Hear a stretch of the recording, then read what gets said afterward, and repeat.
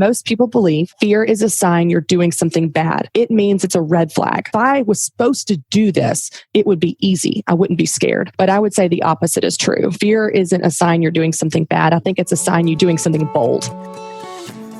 Top leaders, meaningful conversation, actionable advice, bulldoze complacency, ignite inspiration, create impact. Produced by Southwestern family of companies. This is the Action Catalyst. Facing your entrepreneurial fear. That's what we're talking about on the show today. We have Christy Wright on the show to talk about overcoming that fear of starting something new. And so we're just excited to have her talk about starting a business or any endeavor. Christy, welcome to the show. Thank you so much for having me. I appreciate it. This book, so Business Boutique, it's called. Why target it at women directly?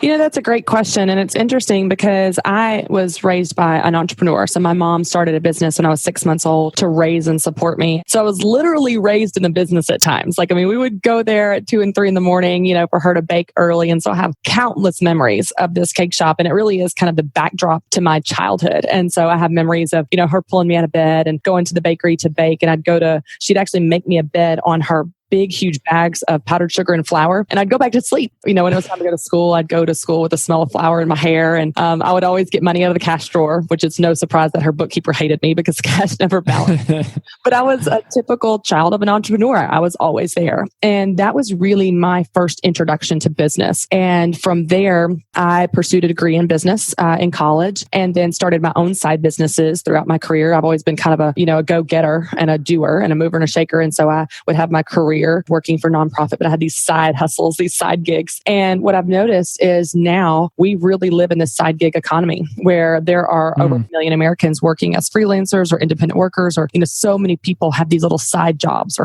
side hustles. And so I noticed that there's an opportunity to come alongside women specifically and help them with the business side of things, because while pursuing what you love can be incredibly rewarding, the business side of things overwhelms a lot of people. How do I market myself? Or how do I stand out in the competition? And how do I sell without feeling slimy? Or how do I manage my time when I'm a mom? And one of the things I've noticed is as women, we really approach business uniquely because, as you know, we're wired differently as men and women. The book is a step-by-step plan to start, run, or grow your business. But in the book, I cover all the issues that women need to understand in order to grow a business. But for example, I never talk about customer service. There's not a single chapter in the book on customer service. And here's why. Women intuitively take care of people. You don't have to tell a woman, be kind, super serve, go above and beyond. She naturally is very relational and she is great at empathizing. And so she's fantastic at customer service. I don't need to teach that. However, because women are so relational, things like selling or pricing yourself or talking about your product or setting boundaries or policies makes her feel uncomfortable. And so I spend a lot of time on how to sell.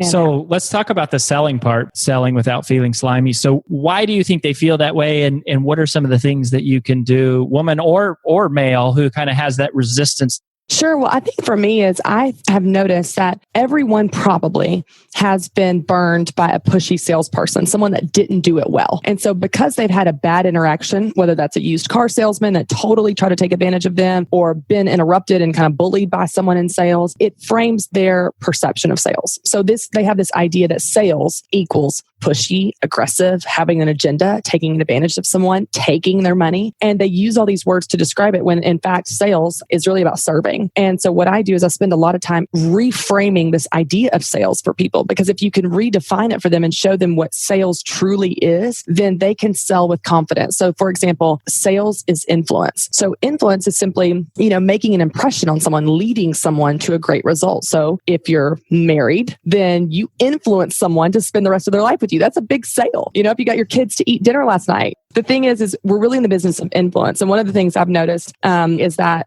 I'm in the business of sales. And so I stand on stage all the time, telling people how to reach their goals and how to build their business and how to have more life balance. And you know what no one ever says to me?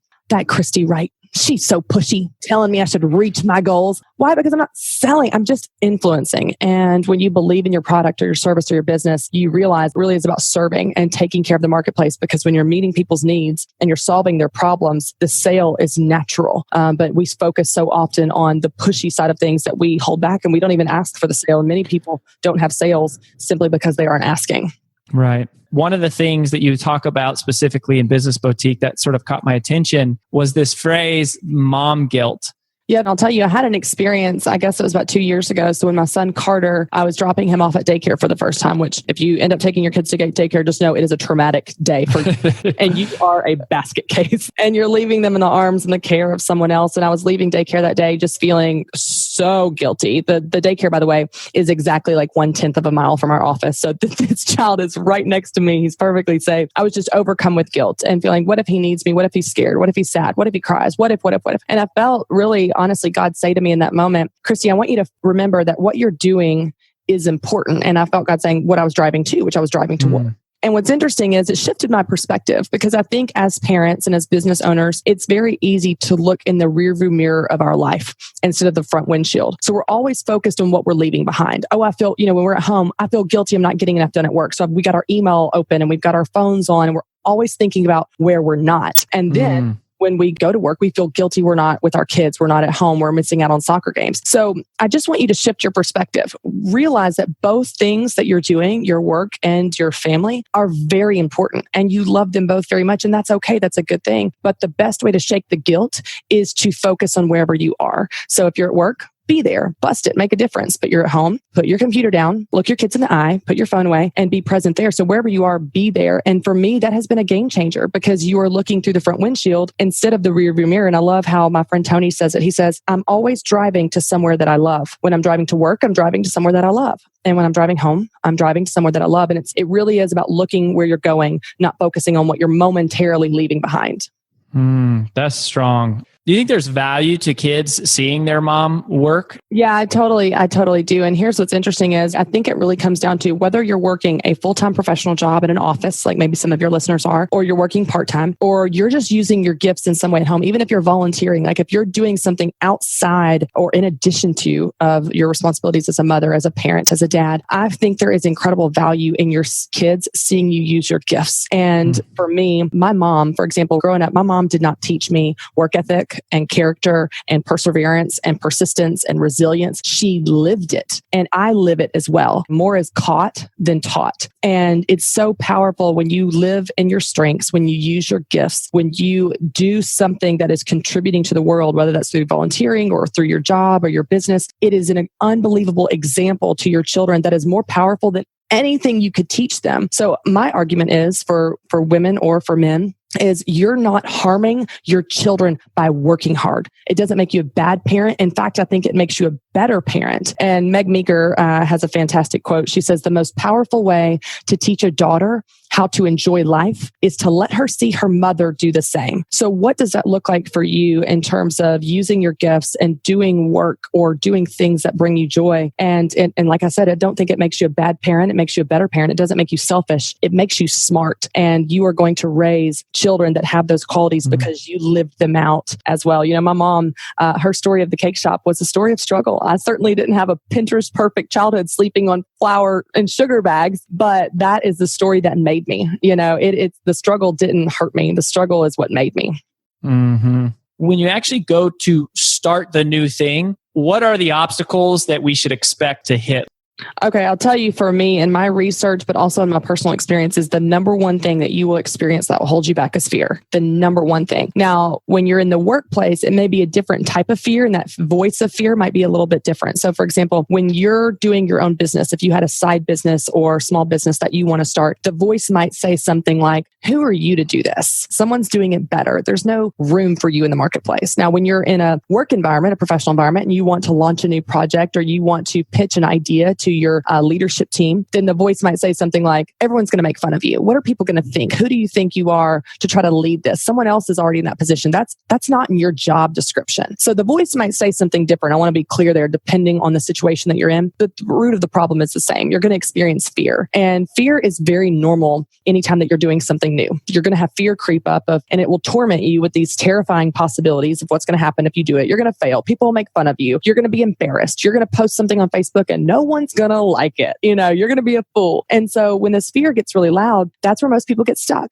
because most people believe that fear is a sign you're doing something bad. It means it's a red flag. So you should turn back now. If I was supposed to do this, it would be easy. I wouldn't be scared. But I would say the opposite is true. Fear isn't a sign you're doing something bad. I think it's a sign you're doing something bold. And I think that is a good thing. And even very, very successful people are scared. Many successful people that are well-known celebrities and athletes have suffered from the imposter syndrome, which is the syndrome that says, who are you to do this? You don't deserve to be here. People like Maya Angelou, Kate Winslet, Michael Jordan, talk about this fear of failure, this fear of not being good enough to do the thing that they're doing. And so I just encourage people, the antidote to fear is action. The best thing you can do when you're scared is to take action, is to step into that fear. I tell people all the time, don't wait until you're not scared to do the thing you want to do. Do it scared, because that feeling may never come. I've been scared plenty of times, but I still walk on the stage even though I'm scared. So what is that you want to do? Is it a project you want to launch? Is it a new initiative at work that you want to lead? You want to raise your hand, say, I think it's time for me to lead this thing. Is it starting, growing a team from the ground up? Maybe pitching a really big client at work? Maybe it's starting a side or small business. Whatever that thing is, don't wait until you're not scared to do it. Do it scared. So when you come to actually starting a business, there's all of these things that suck: taxes, insurance, hiring people, firing people, all of this stuff. If that's holding someone back, what would you say?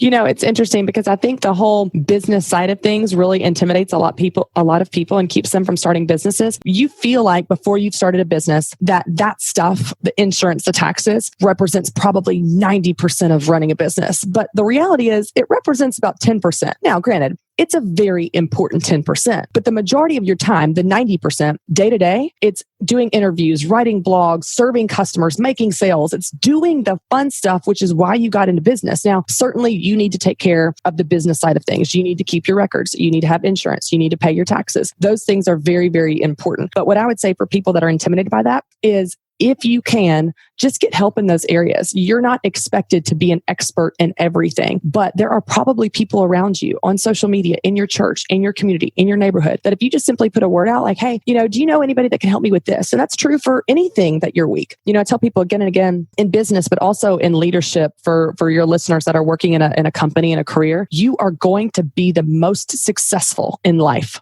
Regardless of what type of work you do, you will be the most successful when you stay in your strengths. And so how that plays out is you're going to be the most successful, but you're also going to have the most fun when you do what you're good at. So for all of the areas that you're weak, especially in business, just ask for help. Find people around you that can support you. My husband is incredible with details. So he helps me with the organization of things and the follow through and covering all the bases, things I wouldn't even think about because I'm a creative. I'm a big idea person. So surround yourself with people that are strong in areas that you're weak, and then you can stay in your strengths, and those people get to stay in their strengths as well.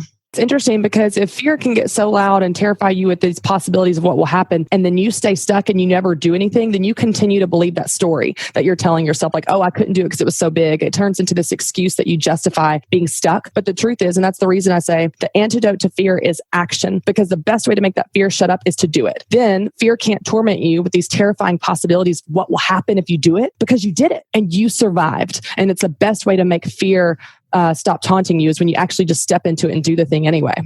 Mm-hmm. So if somebody is out there right now and they are listening and maybe they have some dream and they have that fear, what is the first action that you would tell them to take? I would say find out what the quickest win is for you and your business and your idea. So the lowest hanging fruit. So for example, if you want to have a huge online community, you've got this big dream and you want to have a big blog and all that stuff, don't get overwhelmed by this big idea. Write one blog. Let's say you want to launch a huge boutique storefront. Don't get overwhelmed by all of that. Just sell one product, make one sale, write one blog, do one speaking event. What is the thing for you that's the lowest hanging fruit? Because if you take that one step, I mean just one step, that's all you have to do, one baby step, that win will fuel your confidence to take the second step, which will fuel your confidence to take the third step. And then baby step after a time, months and years later, you're living your dream and you're at that final vision. But the truth is, it just happened by taking that first step. So whatever that is for you, figure that out. Your quickest win, your lowest hanging fruit, take that step. That will fuel your confidence to keep going. Well, my friend, so good to spend some time with you. Christy Wright is who we're listening to. Business Boutique is the name of the book. Christy, thanks for all the work that you do there and that all y'all do as a team. Thank you for having me. If you enjoy this podcast, please make sure to subscribe. And to stay updated on everything that the Action Catalyst is up to, make sure to follow us on Facebook and Instagram at Action Catalyst Podcast and on Twitter at Catalyst_Action. And thanks for listening.